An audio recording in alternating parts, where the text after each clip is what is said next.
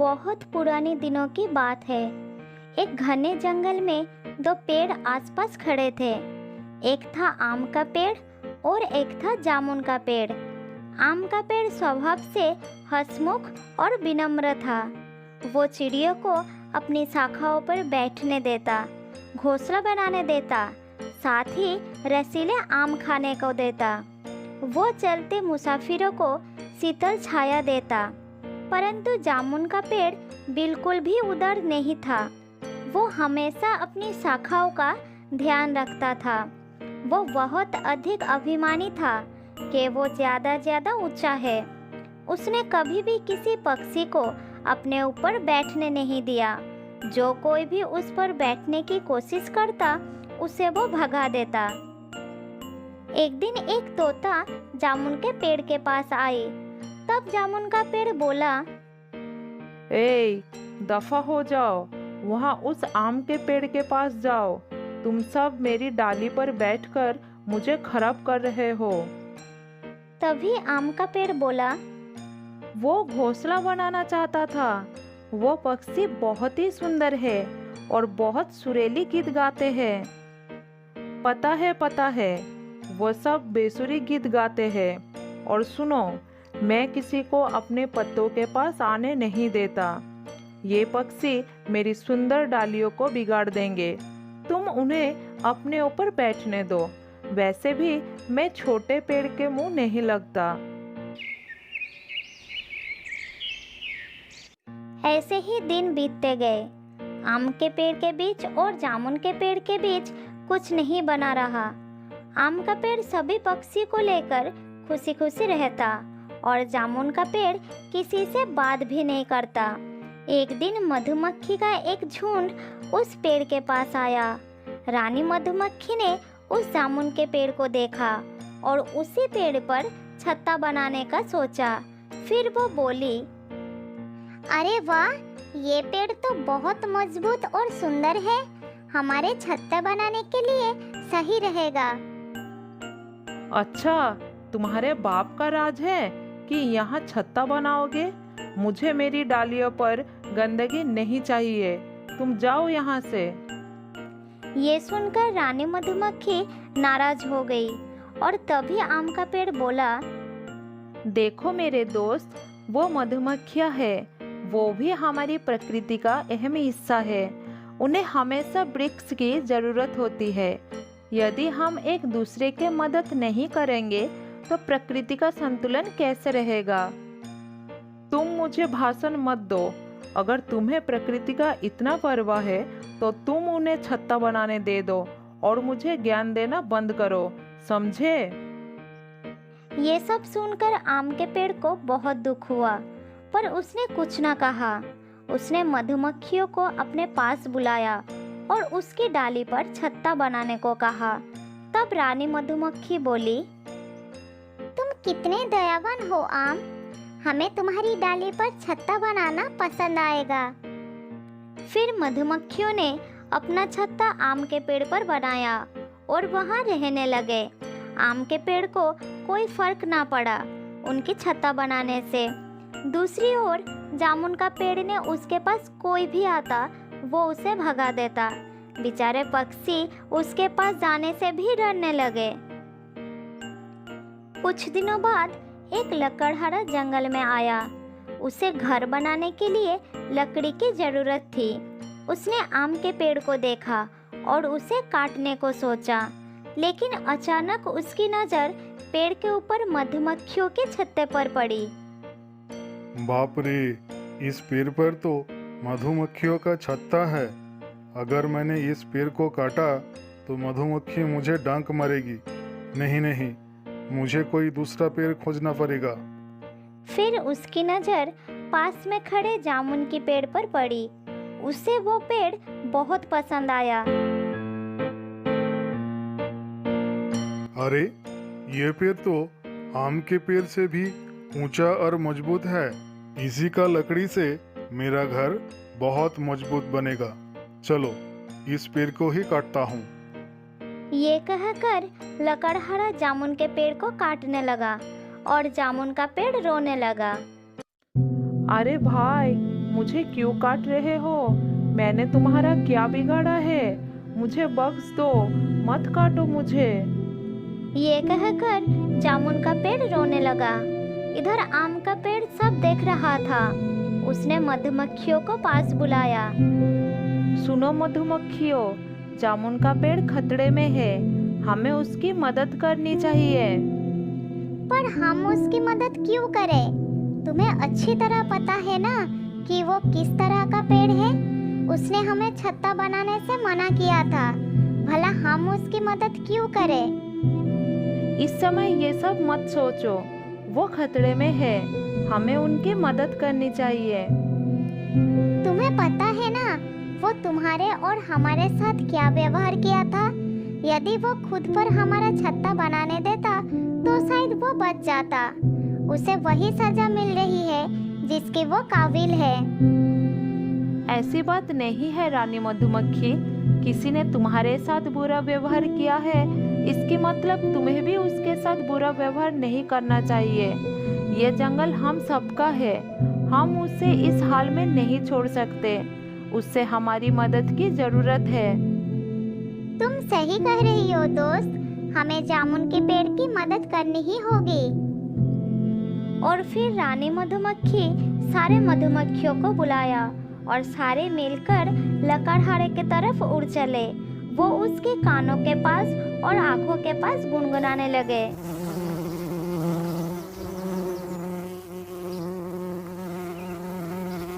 अरे बाप रे, मुझे कुछ दिखाई नहीं दे रहा है।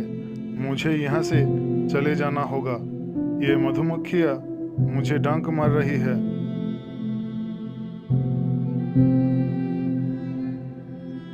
फिर लकड़हारा वहाँ से भाग गया। उसके जाने के बाद जामुन का पेड़ बहुत शर्मिंदा हुआ। मैं बहुत शर्मिंदा हूँ दोस्त, मेरा बुरा व्यवहार के बाद भी तुमने मेरी मदद की, मुझे माफ कर दो। हमें नहीं, इस मधुमक्खियों को शुक्रिया कहो, उन्होंने ही लकड़हारे को भगाकर तुम्हारी मदद की। मुझे माफ कर दो मधुमक्खियों, मैंने तुम्हारे साथ बुरा व्यवहार किया, मैंने अपनी गलती जान ली है। आज से मैं कभी भी घमंड नहीं करूँगा, मुझे माफ कर दो। जामुन का पेड़ सबक सीख लिया था। उसके बाद वो सभी पक्षियों की मदद करता। फिर वो खुशी खुशी रहने लगे। बहुत साल पहले की बात है। जयपुर के जंगल के पास एक गांव था। उस गांव में एक गधा रहता था। गधा बहुत आलसी और घमंडी था। वो अपने मालिक का कोई भी काम नहीं करता था। गधा खाने के समय पर आ जाता और खाना खाने के बाद घूमने चला जाता। उस गांव के पास एक पेड़ पर कालू नाम का एक कौवा रहता था। कौवा था बहुत ही मददगार और बुद्धिमान। एक दिन गधा घूमते घूमते उस पेड़ के पास आया। पेड़ के ऊपर उसने कौवे को देखा। फिर दोनों में बातचीत होने लगी। बात करते करते दोनों में दोस्ती भी हो गई। कौवा गधे को हमेशा समझाता रहता था कि अपने मालिक की बात सुनो और थोड़ा काम भी करो। सुनो दोस्त, तुम थोड़ा अपने मालिक की बात सुनो, नहीं तो वो तुम्हें एक दिन घर से निकाल देगा। तब तुम कहाँ जाओगे? मैं किसी मालिक की बात नहीं सुनूंगा। यदि वो मुझे घर से निकाल देगा तो मैं जंगल में चला जाऊंगा।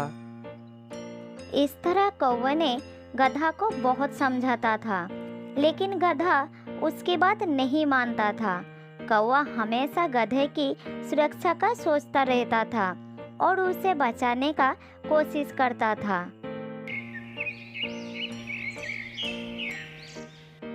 इसी तरह चलता रहा। एक दिन गधा कौवे के पास गया। तब कौवे ने उसे कहा, देखो दोस्त, तुम्हारे ऊपर कोई भी मुसीबत आते ही मैं तुम्हें आवाज देकर सावधान कर दूंगा। तब तुम वहां से हट जाना और मुसीबत टल जाएगी। अरे भाई, मैं खुद इतना ताकतवर और सक्षम हूँ कि मेरा कोई कुछ नहीं बिगाड़ सकता। तुम छोटे जीव हो, तुम्हें खतरों से बचकर रहना चाहिए। तुम मेरी चिंता करने की वजह अपनी चिंता करो। दोस्त, अपने ऊपर इतना घमंड मत करो। घमंड करना अच्छी बात नहीं है। मेरा काम तुम्हें समझाना था, तुम्हें समझा दिया। फिर भी तुम सतर्क रहो। इसलिए कहते हैं, दुर्घटना से बचकर रहना मानो अक्लमंद का कहना। एक दिन गधा एक खेत के पास मिट्टी में लेट रहा था। उसके शरीर पर बहुत मिट्टी लग गई थी। उसके बाद वो एक खेत में हरियाली देखकर अंदर चला गया। वहाँ एक मोटा तगड़ा गाय चढ़ रही थी। गाय ने गुस्से में गधे को देखा। गधे को भी गाय को देखकर गुस्सा आ गया। ये देखकर वहाँ कौवा भी आ गया। गधे ने बड़ी बड़ी आंख करके गाय को देखा। क्या देख रही हो? चले जाओ यहाँ से, नहीं तो उठाकर पटक दूंगा। ये सुनकर गाय बहुत क्रोधित हो गई। क्या तुम्हारा इतनी हिम्मत? तुम रुको, मैं तुम्हें मजा चखाती हूँ। ये कहकर गाय आक्रमण करने ही जा रही थी। ठीक उस समय कौवा बीच में आ गया। बहन, मेरी बात सुनो। इस गधे के शरीर में भयानक खुजली का बीमारी है। ये खुजली मिटाने के लिए मिट्टी में लेटता है।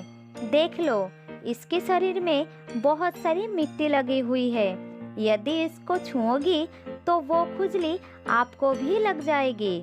तब मिट्टी में लेटते रह जाओगे, लेकिन खुजली से छुटकारा नहीं पाओगे। आप बुद्धिमान हो, समझ रही हो ना मेरी बात? पास में दूसरा खेत है, इससे भी हरा भरा है। आप वहाँ जाइए और पेट भरकर खाना खाइए।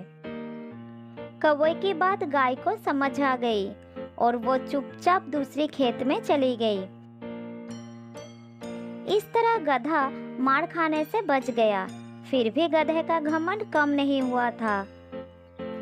देख लिया कौवा भाई, गाय मुझसे डर गई। अच्छा हुआ वो मेरे सामने से चली गई, नहीं तो आज उसकी बहुत पिटाई होती। देखो दोस्त, मैंने उसे समझाया और वो मान गई। लड़ाई करना अच्छी बात नहीं है। कभी कभी लेने के देने पड़ जाते हैं। अरे छोड़ो ये सब बात, मैं किसी से नहीं डरता। मैं तो किसी को भी पटक सकता हूँ। कौवा सोचने लगा कि अब इसे समझाना व्यर्थ है। घमंड का पर्दा अभी तक नहीं हटा है। एक दिन गधा खेत में चढ़ रहा था। उसी समय एक शेर जंगल से निकलकर खेत के तरफ आ रहा था। वो अपनी शिकार के तलाश में था। गधे ने शेर को नहीं देखा, लेकिन कौवा ऊंची डाल पर था, इसीलिए उसने शेर को तुरंत देख लिया। वो समझ गया कि गधे के प्राण संकट में है। तब उसने जोर जोर से चिल्लाना शुरू कर दिया।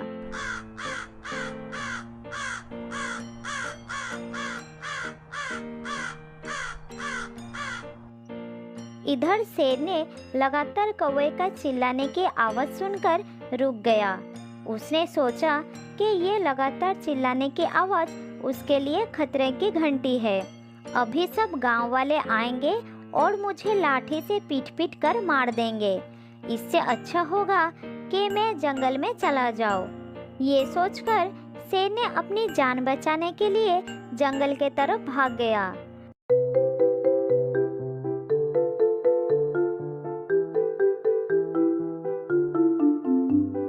उसी समय गधे के नजर शेर पर पड़ गई। घमंडी और मूर्ख गधे ने सोचा कि शेर उससे डरकर भाग रहा है। ऐसा लगता है कि शेर मेरे बारे में नहीं जानता था, वरना यहाँ आने की हिम्मत नहीं करता। अब जब उसने मुझे देखा तो डर के मारे भाग गया। मैं अभी उसे और डराता हूँ ताकि ये दोबारा यहाँ आने की हिम्मत ना कर सके।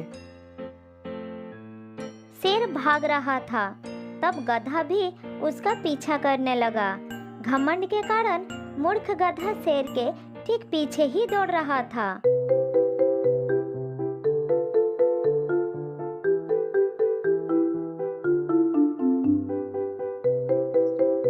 दौड़ते दौड़ते दोनों जंगल में पहुंच गए।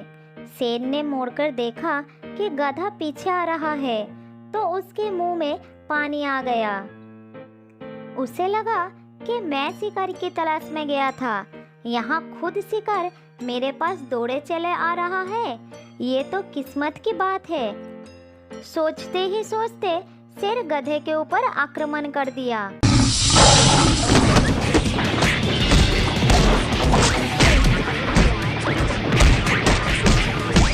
गधे का घमंड चूर-चूर हो गया। गधे का मूर्खता और घमंड के कारण शेर ने उसे मारकर खा लिया। तो दोस्तों, इस कहानी से हमें ये सीख मिलती है कि हमें खतरे से दूर रहना चाहिए, बुद्धिमान की राय माननी चाहिए और कभी भी घमंड नहीं करना चाहिए।